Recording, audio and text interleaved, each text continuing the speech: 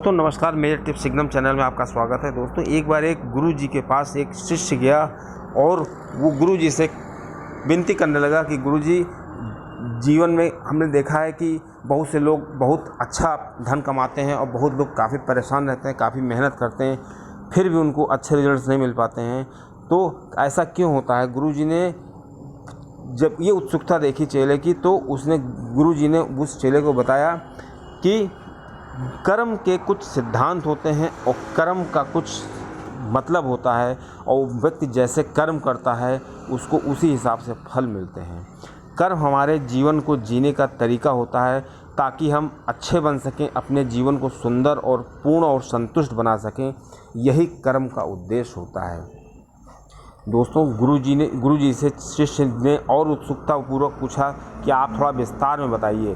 तो गुरुजी ने कहा, अपने जीवन को हम किसी भी कार्य के लिए चुन सकते हैं, या ऐसे समझिए कि हम जीवन में कोई भी कार्य कर सकते हैं। हमारे पास कार्य करने के लिए कोई लक्ष्मण रेखा नहीं है कि हम ये कार्य ना करें या वो कार्य ना करें। कोई भी कार्य कर सकते हैं, और जिस तरह के हम कार्य करेंगे उसी तरह का प्रतिफल हमको भविष्य में मिलता है। जैसे गुरुजी ने बताया कि जैसे सपोज़ कर लीजिए कि आज कोई बहुत बड़ा विद्वान है, तो जाहिर सी बात है पूर्व में उसने अपने पढ़ाई के लिए मेहनत की होगी, और उसके पूर्व में उस विद्वान के जो माता पिता होंगे उसने धन संचय किया होगा कि हमको अपने पुत्र को पढ़ाना है, तो उसको प्रतिफल के रूप में वो काफ़ी बड़ा विद्वान है। उसी तरह मनुष्य होता है कि मनुष्य जैसे कर्म करता है उसी तरह से उसको भविष्य में फल मिलते हैं।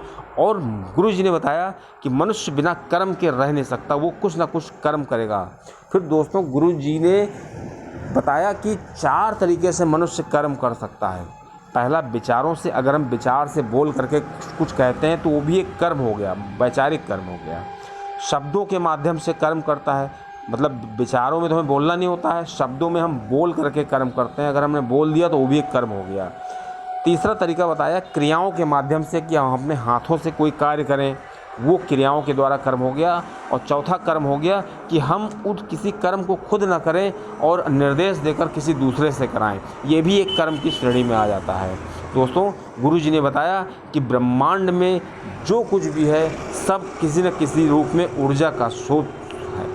दोस्तों हम जो कर्म करते हैं विचारों के माध्यम से, भावनाओं के माध्यम से और ऊर्जा के माध्यम से, तो जो विचार और भावनाएं होती हैं वो गतिमान ऊर्जा होती हैं, और पूरा ब्रह्मांड ऊर्जा का स्रोत है। हम कोई भी कर्म करते हैं तो हम एक ऊर्जा से दूसरी ऊर्जा में कन्वर्जन करते हैं, और ये ऊर्जा किसी न किसी रूप में संचित रहती है। इसीलिए प्रतिफल के रूप में हमको वही ऊर्जा मिलती है। अगर सकारात्मक कर्म किए होंगे तो सकारात्मक रूप में मिलेगी, और अगर नकारात्मक कर्म किए होंगे तो नकारात्मक रूप में मिलेगी। दोस्तों गुरुजी ने बताया यह ऊर्जा हमें ब्रह्मांड में कहीं ना कहीं खोजती रहती है। जब भी हम उसको मिल जाते हैं तुरंत हमको उसी तरह की चीज़ें मिलने लगती हैं। दोस्तों गुरुजी ने बताया शिष्य को कि कर्म के कुछ सिद्धांत होते हैं जिससे कि तुम अपने जीवन को और खुशहाल बना सकते हो। सिद्धांतों को समझ करके उनको अमल करके उसी हिसाब से कर्मों को आप प्रतिपादित कर सकते हैं।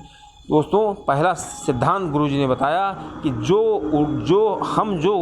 ऊर्जा ब्रह्मांड को देते हैं, ब्रह्मांड वही ऊर्जा हमको वापस करता है। क्रिया प्रतिक्रिया का नियम होता है। दोस्तों गुरुजी ने बताया जैसे न्यूटन का क्रिया प्रतिक्रिया का नियम है कि अगर हम क्रिया करेंगे तो प्रतिक्रिया जरूर होगी, उसी तरह ब्रह्मांड का भी नियम है कि हम अगर सकारात्मक कर्म करेंगे तो हमको सकारात्मक परिणाम मिलेंगे, नकारात्मक कर्म करेंगे तो हमको नकारात्मक परिणाम मिलेंगे। दोस्तों गुरुजी ने अगला सिद्धांत बताया कि जीवन में जो कुछ आप घटित हो रहा है उसका कारण जो होते हैं हम स्वयं होते हैं। या ऐसे समझ लीजिए कि जीवन में अगर कुछ घटित कराना चाहते हैं तो हमें कर्म करना पड़ेगा। बिना कर्म किए कोई चीज़ चमत्कारिक रूप से घटित नहीं होती है, ये गुरुजी ने बताया। जैसे न्यूटन का नियम है लॉ ऑफ इनर्शिया, कि कोई वस्तु स्थिर है तो स्थिर रहेगी, और चलती है तो चलती ही रहेगी जब तक उस पर कोई बाह्य कारक न लगाया जाए। उसी तरह कर्म का सिद्धांत भी है कि अगर हम कर्म जो है करेंगे तभी वो होगा, नहीं तो नहीं होगा। दोस्तों अगला सिद्धांत गुरुजी ने बताया किसी भी चीज़ की सच्चाई जानने के बिना स्वीकार कर लेते हैं तभी वो कर्म हम समझ पाते हैं। जैसे सपोज कर लीजिए कि हम किसी चीज़ की सच्चाई स्वीकार नहीं करते। मान लो कोई बहुत झगड़ालू व्यक्ति है और वो अपने आप में चेंज लाना चाहता है, वो अपने आप को झगड़ालू नहीं मानता है, तो जब तक वो सच्चाई स्वीकार नहीं करेगा कि हम बहुत झगड़ालू हैं, तब तक वो अपने अंदर से अपने आप को सुधार नहीं सकता है। या कोई शराबी है, वो शराब बहुत पीता है लेकिन वो मानने को तैयार ही नहीं कि हम शराब पीते हैं, ये कि मैं शराबी हूँ या मैं लती हूँ, तब तक वो शराब अपनी छोड़ नहीं सकता है। दोस्तों, गुरुजी ने अगला सिद्धांत बताया, जीवन में लगातार विकास करने के लिए आपको खुद बदलना होगा। गुरुजी का कहना था कि अगर हम किसी भी फील्ड में तरक्की करना चाहते हैं तो हमको अपने पुराने ढर्रे को चेंज करना होगा, जिस तरह से हम वर्क कर रहे थे, क्योंकि जो प्रकृति होती है वो चलायमान होती है, वो परिवर्तनशील होती है, उसमें बदलाव होते रहते हैं। और अगर हम उन बदलावों की अनदेखी करेंगे तो हम कभी भी प्रकृति के हिसाब से तरक्की नहीं कर पाएंगे।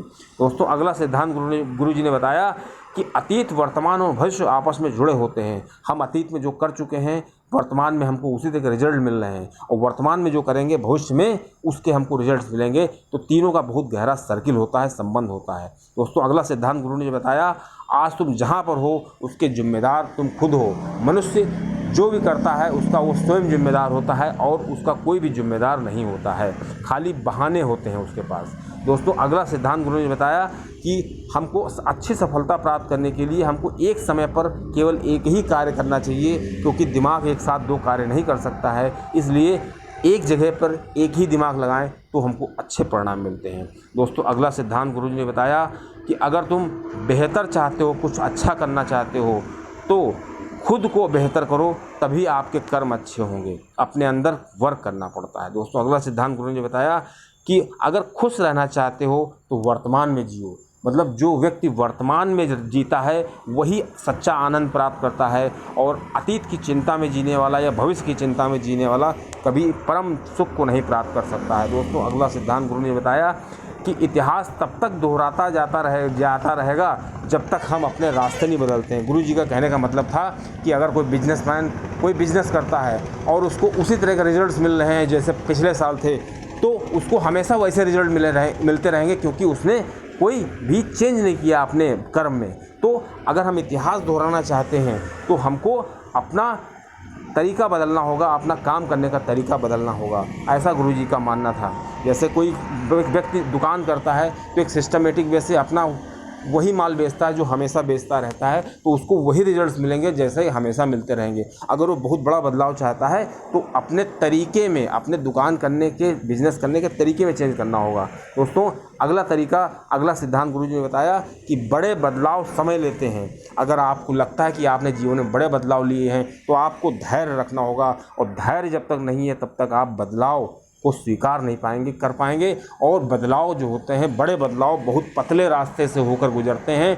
तो अगर हम बड़ा बदलाव लेना चाहते हैं तो हमको सकरे रास्ते पर चलने की आदत डालनी होगी। जब तक हम सकरे रास्ते पर नहीं चलना सीख पाएंगे तब तक हम अपने आप को बदल नहीं पाएंगे। इसलिए दोस्तों, अपने आप को बदलने के लिए हमको बहुत पतले रास्ते पर चलना सीखना होगा। और दोस्तों, अगला सिद्धांत गुरुजी ने बताया कि हर इंसान की अपनी योग्यता होती है और कुछ खास होती है, क्योंकि हर व्यक्ति अलग होता है। दोस्तों, चैनल अच्छा लगे तो जरूर सब्सक्राइब करें।